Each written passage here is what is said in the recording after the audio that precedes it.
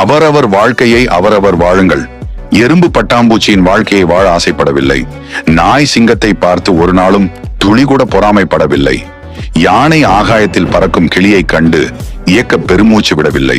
காகம் குயிலின் இசையை கேட்டு தானும் அதுபோல் பாட இயங்கவில்லை. சிற்பம் போல் சாதாரண கருங்கல் இல்லை, நாற்காலி போல் கட்டில் இல்லை.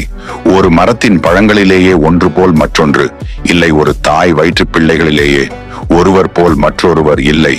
ஆண் உடல் போல் பெண்ணுடல் இல்லை. நேற்று போல் இன்றில்லை, இன்று போல் நாளை இல்லை. அதன் வாழ்க்கையை அது வாழ்கின்றது. நீ மட்டும் ஏன் பொறாமைப்படுகிறாய்?